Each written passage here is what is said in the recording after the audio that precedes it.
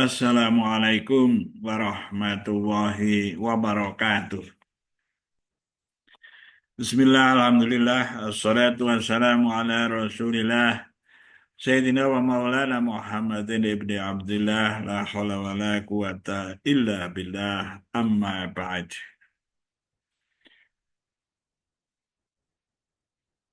Bapak-bapak, ibu-ibu, mbak-mbak, mas-mas, semuanya, semoga sehat, semoga aman, selamat, bahagia bersama keluarga.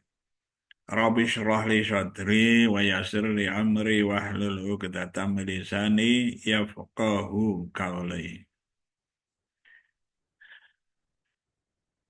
Allahumma inna nas'aluka ilman nafi'a wa rizqan thayyiba wa amalan mutaqabbala. Rahmatika ya arhamar rahimin, fadlika ya Allah ya rabbal alamin. Bapak-bapak, ibu-ibu, mbak-mbak, mas-mas, adik-adik semua, mari kita senantiasa mensyukuri atas nikmat pemberian dari Allah pada kita sejak lahir sampai sekarang dan sampai kapanpun. Kita harus tetap bersyukur kepada Allah. Kita wajib mensyukuri nikmat pemberian dari Allah supaya kita menjadi orang-orang yang bertakwa sebagaimana yang sering kita dengarkan, ya, ada satu ayat memanggil, menghimbau, menyuruh orang-orang yang beriman untuk bertakwa dengan takwa yang sesungguhnya, dan jangan sampai kita itu meninggal dunia kecuali dalam keadaan Islam. A'udzubillahi minasyaitonirrajim. Ya ayyuhalladzina amanu taqullaha haqqa tuqatih wa la tamutunna illa wa antum muslimun. Hai orang-orang yang beriman, bertakwalah kepada Allah dengan sebenar-benarnya takwa, dan janganlah engkau meninggal dunia, engkau mati, kecuali dalam keadaan muslim, dan sebagai orang Islam. Bapak-bapak, ibu-ibu, mbak-mbak, mas-mas, adik-adik semua, ya, kita semua harus syukur hidup di dunia ini. Dulu lahir itu tidak tahu apa-apa kita itu. Ya, lahir dari ibu. Ibu yang mana juga kita tidak tahu. Ya, ibunya yang mana. Tetapan dari Allah. Maka kita harus bersyukur. Dengan rasa syukur itu apapun nanti bisa mengatasi, ya.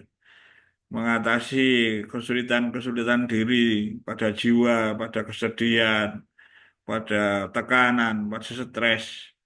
Ya, sekarang ini ya aneh-aneh orangnya itu ya. Ada yang seorang anak membunuh orang tuanya, ayahnya, neneknya, ya, ibunya juga ditusuk. Ya. Gimana anak tunggal dalam kehidupan yang baik-baik saja itu barangkali ada tekanan, ya, tekanan, stres, ya, yang kita tidak tahu. Nah, kalau sejak awal itu dilatih untuk bersyukur, kita mensyukuri nikmat Allah, ya, bahwa kita itu lahir di dunia itu sebagai rasa syukur. Dan itu saja, ada orang tua yang kadang-kadang dengan anaknya dibuang, ya, dan juga berbagai hal yang kita prihatin, ya, dalam hal-hal tertentu yang seperti itu. Ya, kita melihat banyak sekali, ya, peristiwa-peristiwa. Ada seorang polisi membunuh ibunya, ada seorang polisi nembak temannya, ada polisi nembak orang lain, ada orang biasa ya dengan polisi berani juga gitu ya, bermacam-macam. Ya. Eh, kita tangkal semua itu dengan agama. Ya. Salah satu saja dengan bersyukur, ya. Belum yang lain. Dengan rasa syukur, kalau kita menyadari betul kita harus syukur. Ya.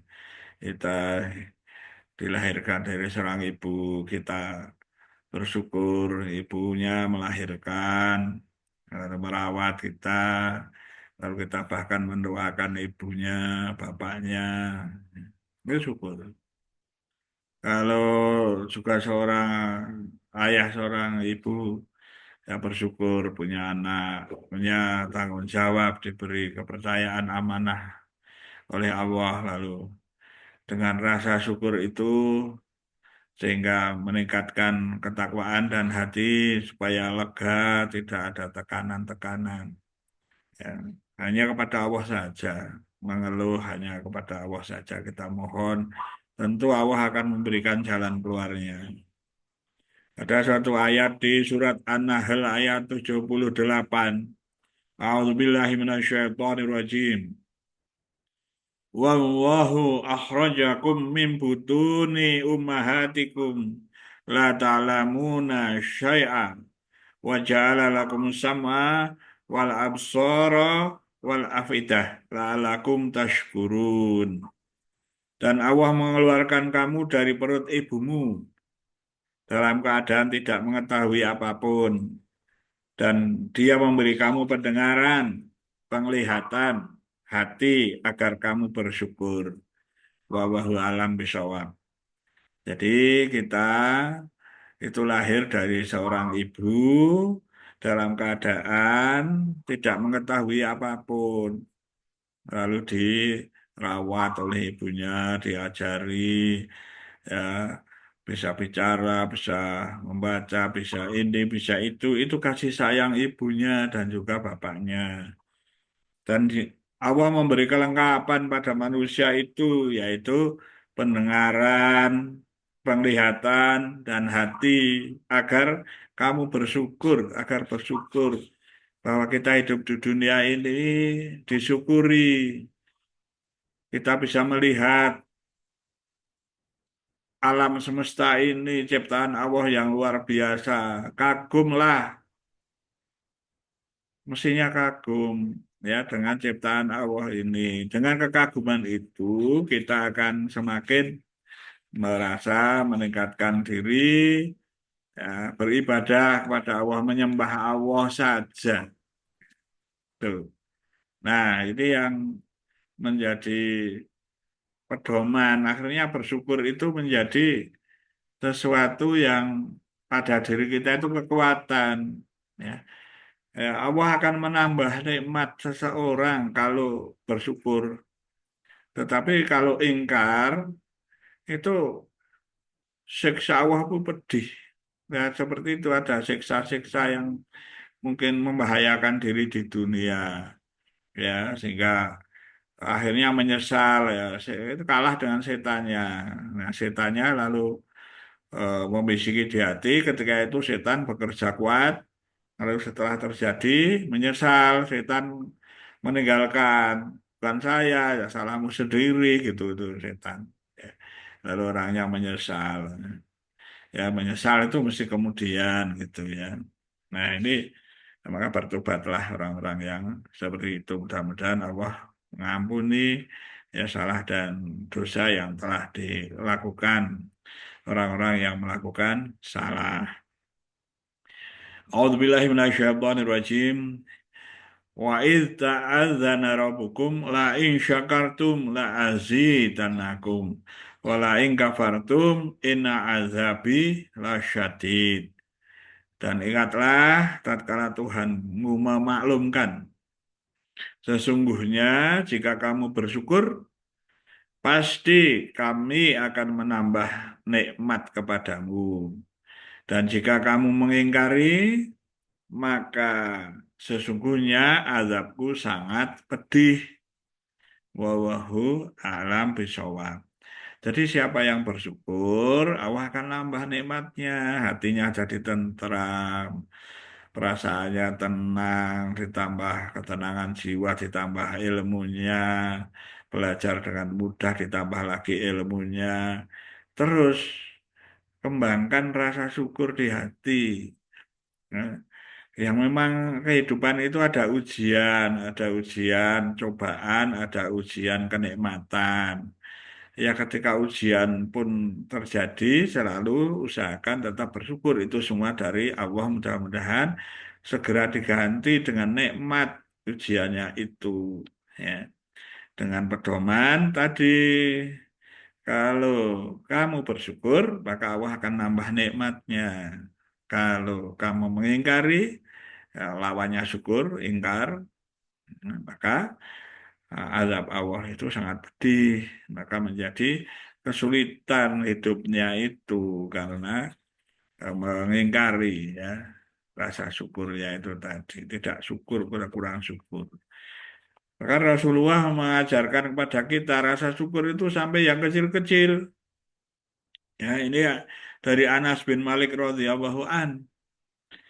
Ya, dia berkata, Maksudnya Anas berkata meriwayatkan, Rasulullah Shallallahu Alaihi Wasallam bersabda, sesungguhnya Allah akan merasa senang kepada seorang hamba yang memakan makanan, lalu ia memuji Allah atas anugerah makanan tersebut, atau ia meminum minuman, lalu bersyukur kepada Allah atas anugerah minuman tersebut.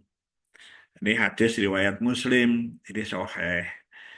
Ya, jadi eh, kata senang di situ ya jangan dibayangkan lalu senang seperti manusia, ya tidak ya. Jadi ridho, lalu menerima syukurnya itu tadi karena memuji Allah. Ya, salah satu ungkapan syukur itu dengan ungkapan Alhamdulillah.